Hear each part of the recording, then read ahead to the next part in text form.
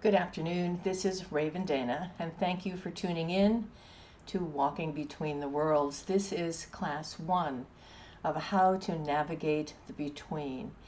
We're going to talk about what the between is, what can be found there, where it is, a little bit for as much as we know, and 3 specific ways to navigate the between will be spoken about in the 3 classes. So get comfortable. If you want to take notes, you can. Feel free to ask questions if you like after the class is over, and enjoy. So today is Wednesday, September 7th. How about that? We're already at the 7th of September. Okay. So first of all, what is the between? What is it? What is it and where is it? So it's many things. When we talk about the between, or the space between worlds, we're talking about the dreaming, the dream time, the place from which the energy and information rises to make experiences occur in the waking world. We're talking about the place where visions rise from. We're talking about where the dead live, because that's also part of the between.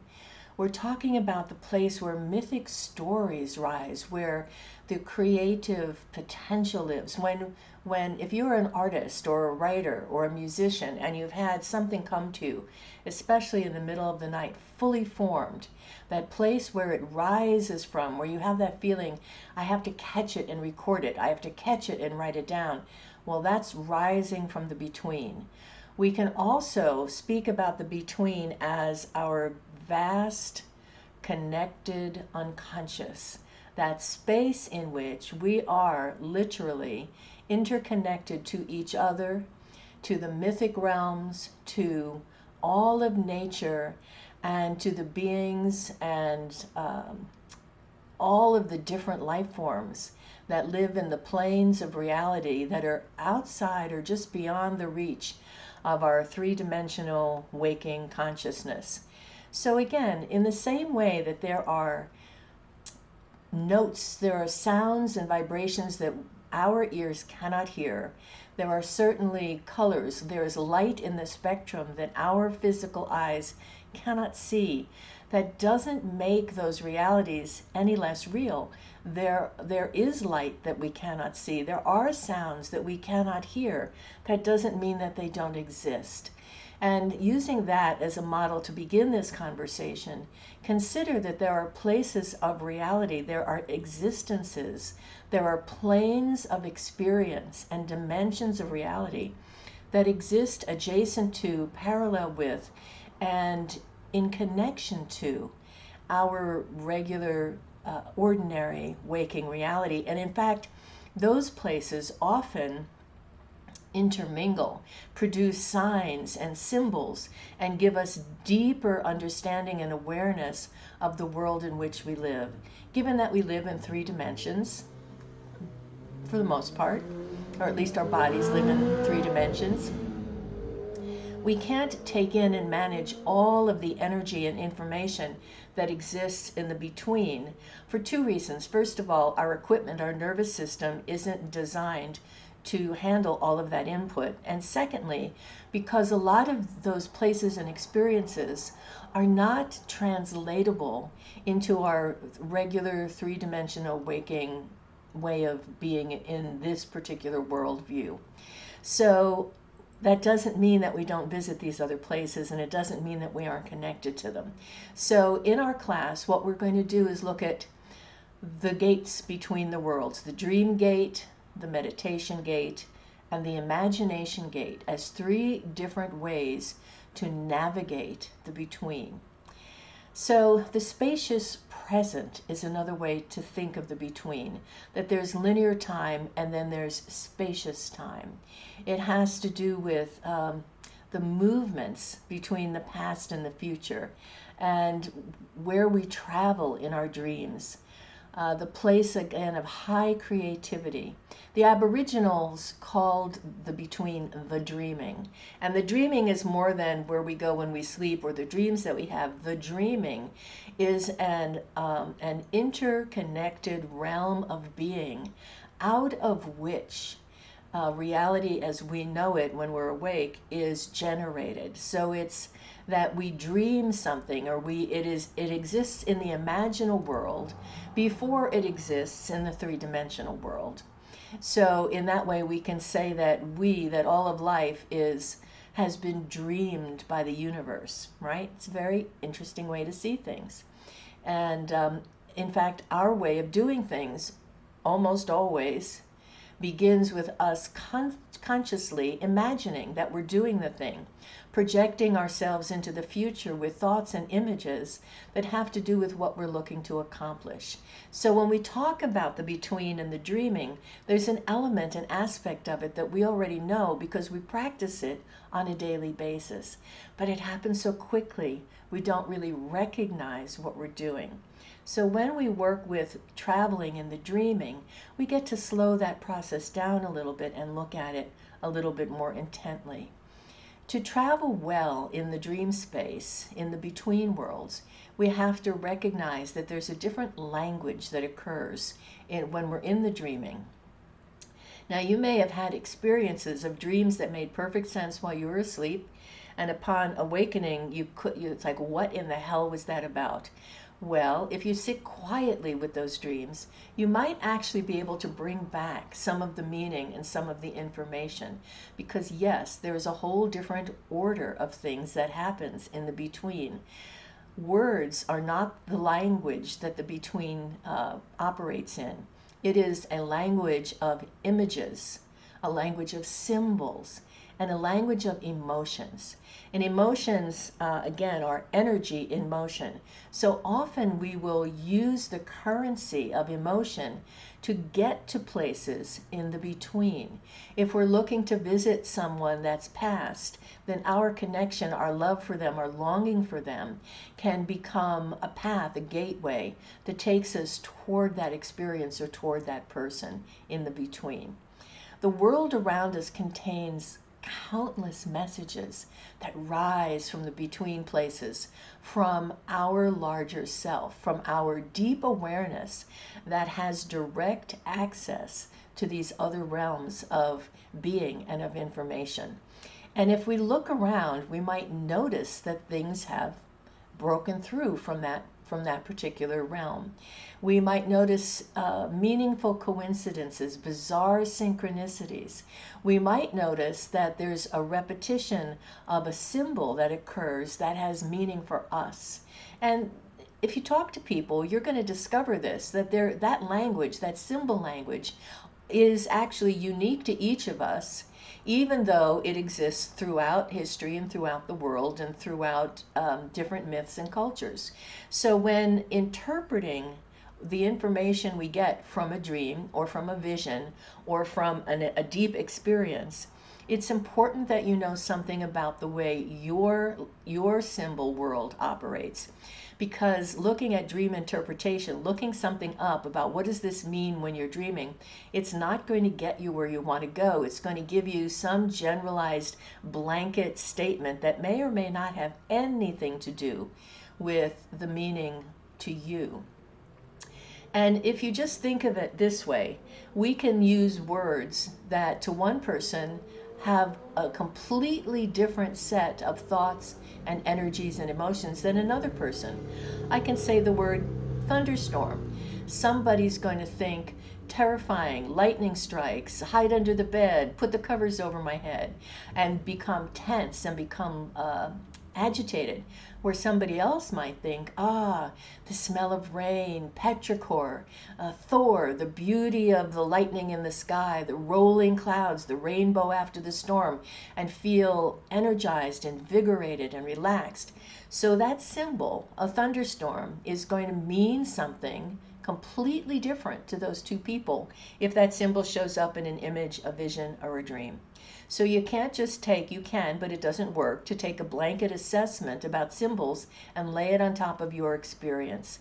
It's a process of trial and error to come to terms with your own symbol system. And a good place to look is in your daily life, your daily experience, to see what images show up, what guides you, what kind of road signs do you get. You might know people that see a particular bird as an omen or symbol. You might know people who find a dime or look at the clock and it says the same time. These are not just coincidences. These are messages from our deeper awareness, giving us that little poke to pay attention, notice this, follow this path, take this road, or avoid this road, or avoid this person, whatever that symbol does for us. And I'm going to tell you a couple of stories about that. I know somebody who his symbol that would show up for him, literally show up for him, strangely enough, is pigeons. And so when he would be making when he would need to make a big decision, this is somebody who bought and sold companies. He's worth a lot of money, and it's his thing that he loves to do, buy and sell companies. So he would often see pigeons. Pigeons would arrive, and there would be meaning in how they arrived and what they did when they arrived. So this particular day, this is a story he told me, that he was in an office and he just had this whole business plan described to him and laid out, and it sounded good, but he didn't get a sign. He didn't get anything. He didn't get any kind of feeling about whether or not to go forward. So he said, look, I'm going to make this decision, but I'm going to take a couple of days to do it. And long story short, there was a lot of pressure. They wanted him to make the decision right then. And so he said, well, give it to me again. Now, as the guy was talking and trying to sell him on the idea, my friend walked towards the windows. And this was in New York City on the 9th or 10th floor of a big building overlooking other buildings.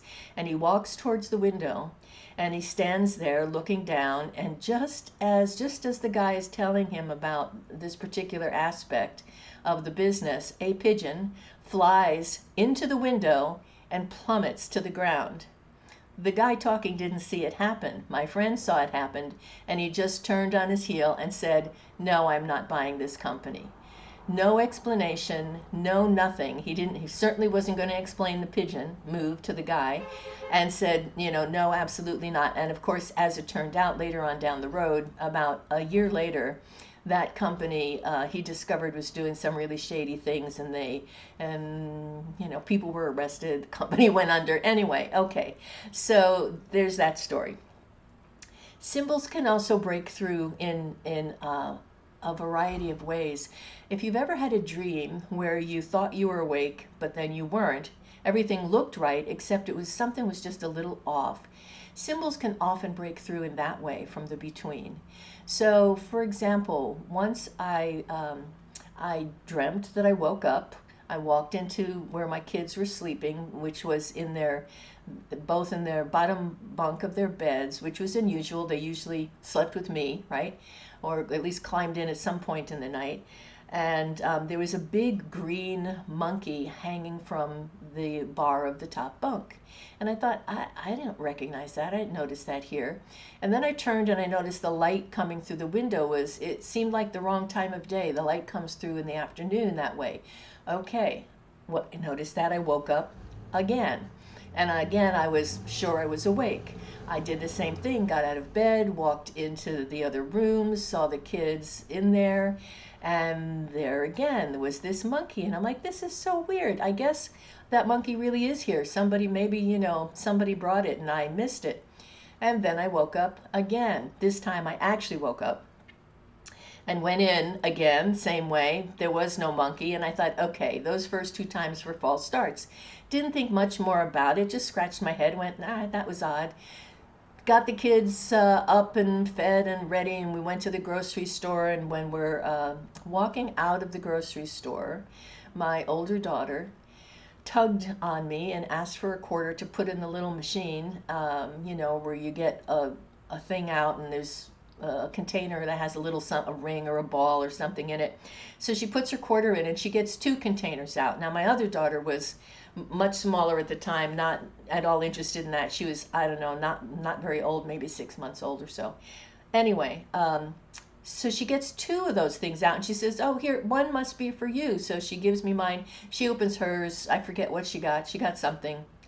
I open mine, and what is it? It's a little green plastic monkey with one arm, like up over its head, the way I had seen it hooked on the bed. What do we make of it? It's just a memo. Things bleed through. Sometimes we get little interesting memos that are just showing us that we can and do pick up information about our day from the future. Whether or not it's particularly significant is irrelevant.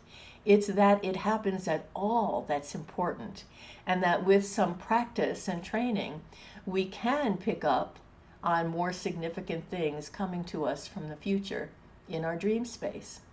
So, two little examples of the way things show up. There's a book by Robert Moss. There's actually many books by Robert Moss, but this particular book is called Sidewalk Oracles.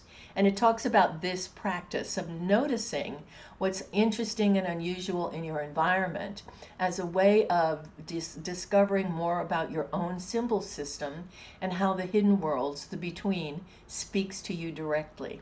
So I recommend it to you. And I recommend that practice of noticing when you first wake up or when you have a problem with something and you say, okay, I'm just going to let it go for a moment, to notice the first thing that comes into your line of vision, or the first thing that's a little bit out of the ordinary that comes to your attention. There's something in there for you to watch. There's a message in there for you. And the world around us contains countless clues and messages. If we just notice them, slow down enough to see what's there, we can be much more thoroughly informed about the lives we're living and about the choices that we're making.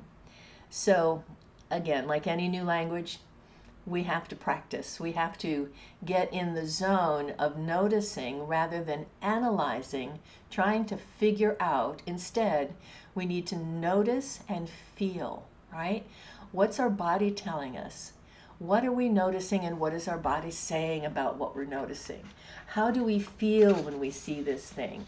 Is this something that we're going to move toward, or is this something that we're going to move away from? Okay. Another thing about dreams, since we're talking about the dream gate to the between today, is that we can also and often do have experiences where we meet people who have passed, where we dream of the dead. And the question is, well, are we dreaming of them, or are we actually experiencing them? And I think that we do both. And I think that it's very telling sometimes when we have an experience with someone who's passed in what we consider to be a dream, and then something that happens in that experience ends up being transferred to our waking space, to our waking reality. I know of someone who found a ring of their grandmother's because in the dream space, she met her grandmother and was told, I set this ring aside for you and you didn't get it. This is where you need to look to find it. Well, this woman didn't even know the ring existed, but she did exactly what her deceased grandmother said, and she found the ring, which was her grandmother's mother's ring. So again, are we just dreaming? And I want you to get that there's no such thing as just. People train us that way. It's just your imagination. It's just a dream. There's no such thing. I want you to learn to eliminate that word just, because it is dismissive and it takes away from our ability to navigate between the worlds. So one of the things that you can do that I recommend a practice for this week is to invite a specific element into your dreams before you go to bed. When you're in that liminal space, that space where you're not asleep, but you're starting to settle in and you're actually also not fully awake either. You're just resting and you're in that zone in the between. As you're laying in bed, relaxing, getting ready to sleep, use that time to invite into your dreams something that you'd like to experience, whether it's a visit with somebody that's passed, or the answer to a question, or to do a health check if there's something going on with your body, a preview of something coming up in your life, an intuition about maybe what job interview to go to. So be brave, try different things, and make notes. This is important, to make notes immediately upon awakening. And not to interpret the dream, just to make notes about what you saw, what you felt, and what you heard. What happened in the dream, and what did you feel in the dream, and what did you feel upon awakening? And did anything stand out? Was anything, even in the context of a dream space, did something stand out as being unusual? Or was there something in it that reminds you of another time and place, or reminds you of an experience that you had? Is there something in that dream that calls back another memory? So I would like you to play with that and practice being with your dreams in a way that allows you to re-enter them. Now, what I mean by that is this. If you have a dream and it's extraordinary, and it's likely that there's some kind of information in there, or you just really liked it, you want to go back and see if there's anything else to experience there, there's a way to do that. So dream re-entry is simply this, where in a relaxed state, in a liminal space, again, maybe you could sit at sunset or your favorite time of day when you're the most relaxed, and think about that dream again. Maybe read your description of it, and then close your eyes and go back into the dream in your imagination as if it's happening again.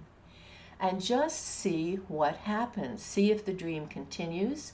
If you see something new, perhaps you can ask a question and you'll get an answer. So I'd like you to play some with that dream space and begin to use your awareness, your new blossoming awareness of images and emotions as a way to guide you in the dream space when you play down in there. So what else happens in dreams? Well, dreams are rehearsals. They create places to practice what's going to happen next. They provide meeting places for the dead. They offer opportunities for time travel. You can go back and see yourself as a child, or go back to your own childhood and relive things, or live things differently, or change the events that happened. You can go back in a dream and complete old business with somebody that you might have had a disagreement with. You can find helpers in your dream space. You can find power animals and guides and guardians. You can have healing experiences in your dreams. You can receive warnings in your dreams. And you can also interact with between-world beings in your dreams. So sometimes, again, culturally, and we're going to examine this more in more wakeful states as well when we talk about using meditation and imagination as dream gates. But for now, pay attention to your night dreams and any images that pop into your mind during the day unbidden.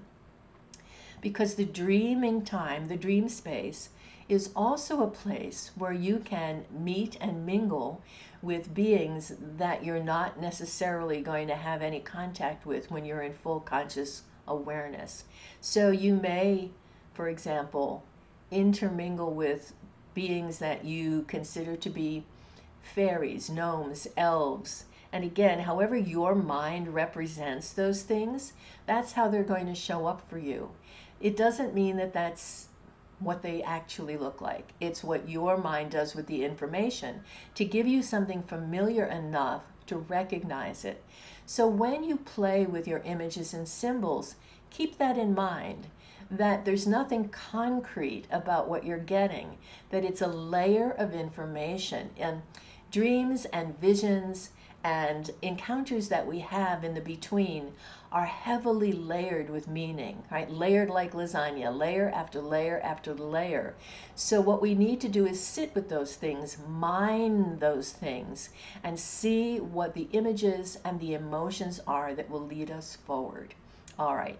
So Robert Moss is a very good resource person for the dream information. He's written a lot of books. There's a book written about the dreams of famous people and how certain things in history have changed because of dreams. There's a book about going back into your dreams and reclaiming the lost parts of yourself. And we're going to do a little bit around that actually in the next class. So it's something to think about this week. And there's also a game that I'd like you to play.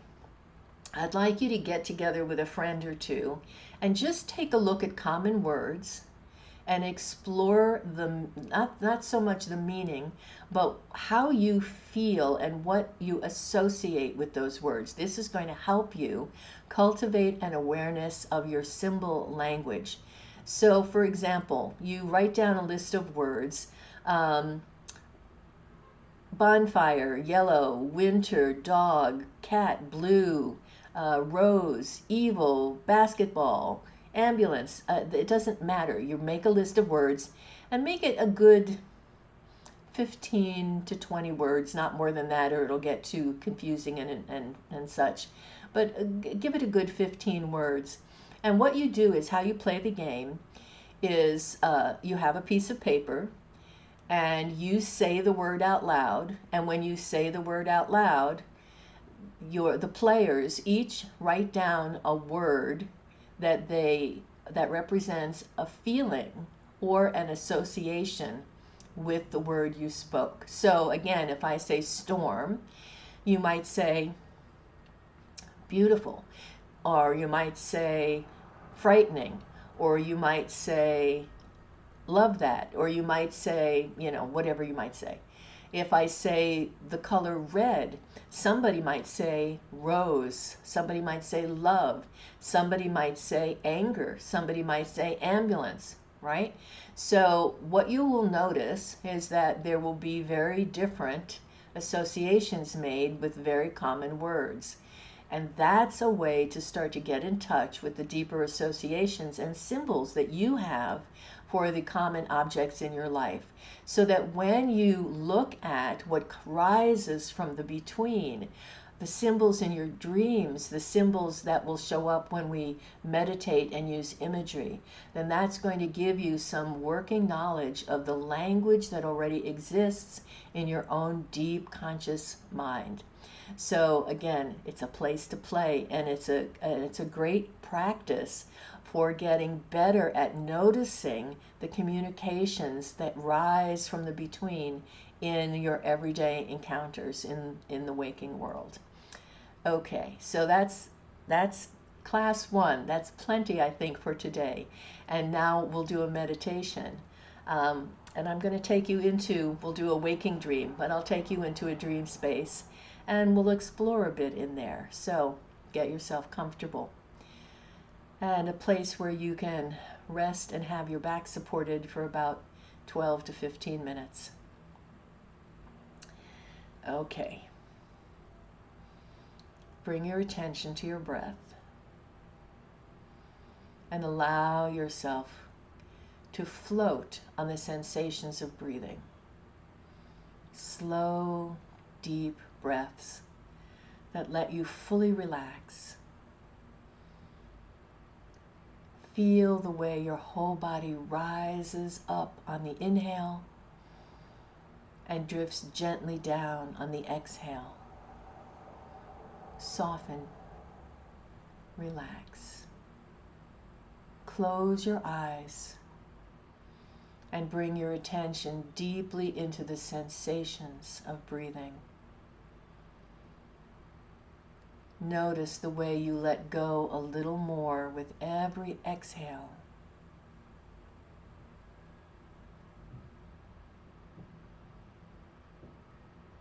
And feel your body settling down even more resting on the surface beneath you.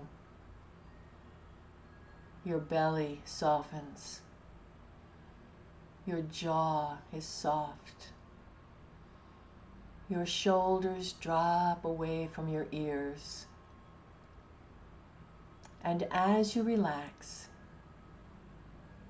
your mind becomes quiet. And in that space between thoughts, images begin to rise around you.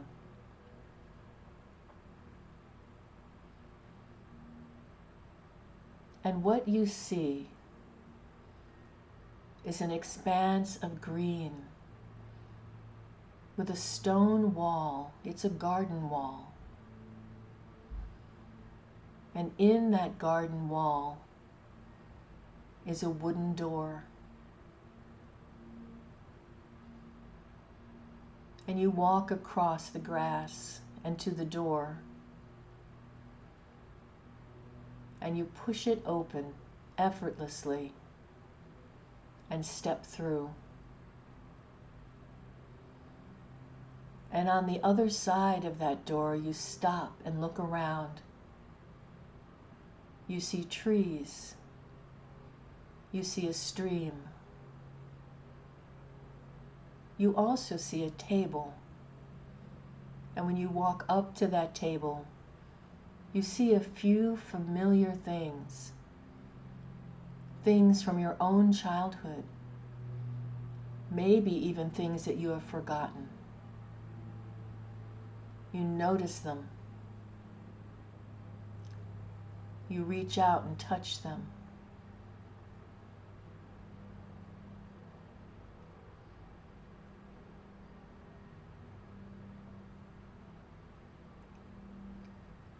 And now you begin to walk, going around the table, walking towards the stream and between the trees, walking down a little incline. You can hear the music of the stream, the water running over rocks, birds singing overhead.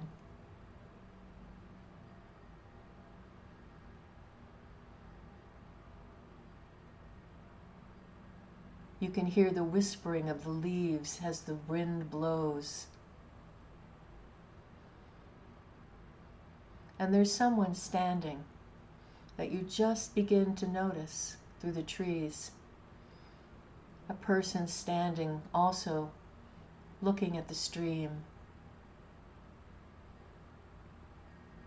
And as you get closer, the person turns and smiles at you and says, "I've been waiting for you. I've been here a long time, and I can show you wherever you'd like to go." And in this moment, you don't really know where you'd like to go. But you say, "Take me someplace I've been before, that I haven't been for a long time." And that person nods and gestures for you to follow.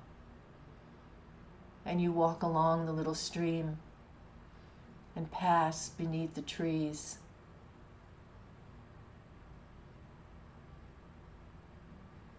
And you see an archway with roses climbing over its foundation and up around its ironworks. It's a beautiful arch. In the middle of nowhere, it seems. But you're following this person. And they hold out a hand to you, and you take it. And they step through that arch. And you go along with them. And you find yourself in a place that you love. In a place that you've been and have enjoyed. You find yourself amazed and thrilled to be in this space. And you just look around. You feel happy and grounded. You notice what there is for you to see. And you feel in your body the energy rising, the good feeling of being here.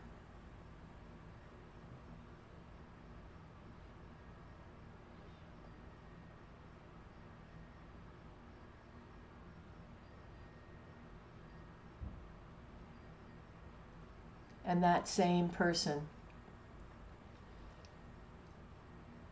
walks you in another direction now, leading you up to a building that's familiar, but you've never seen it before, at least not that you can remember. It's a tall, shimmering white building that sparkles in the sunlight.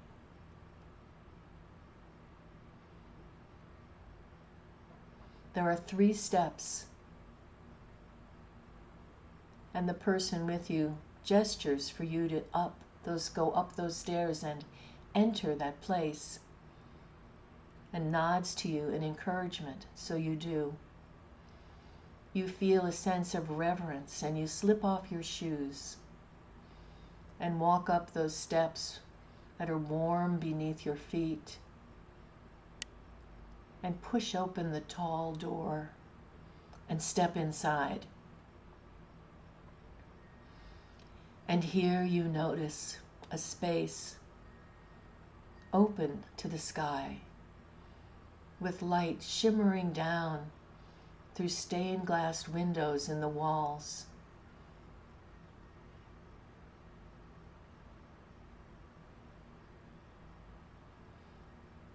It's a place of memories. It's a place in which every place, every square of light that you pass through gives you a pleasant, a joyful experience. Some of these are memories from the past. Some of these are from the future. Things that you have not yet experienced, but they still live here in the hall of memories. This is a place where time has no meaning. You can move in any direction and experience whatever you like. And in the very center of this room is a chair. And you walk towards it and have a seat. And as you sit comfortably in the center of this room, you can feel yourself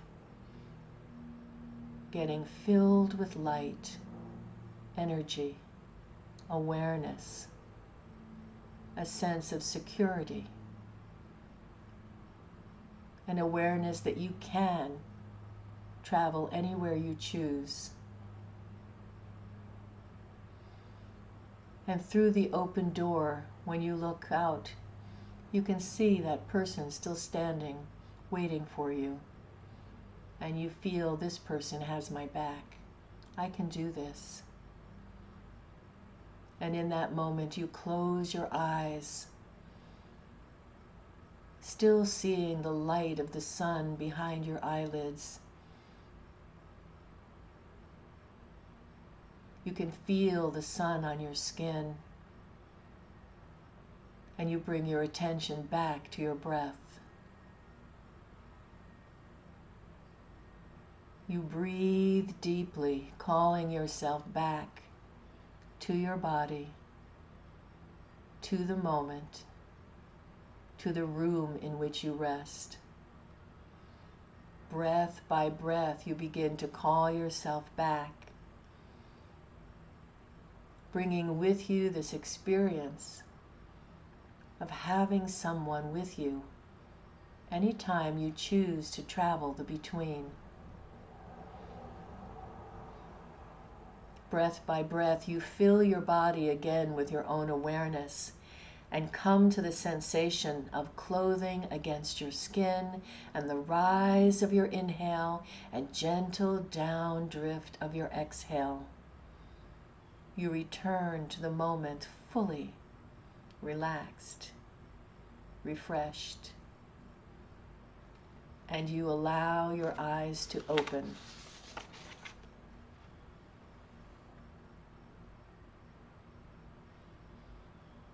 Welcome back. Thank you for sharing this time with me today. Again, this was class 1 of how to navigate the between. And take these practices and run with them, because they'll make a big difference when we get to next week's class. Feel free to contact me if you have questions. Again, my website is very simple, ravendana.com. Nothing hard about that. And you can feel free to leave a note here on the YouTube page if you like, and I'll get back and answer your questions, or you can email me if you wish. In any case, thank you for tuning in. I hope you enjoy the class.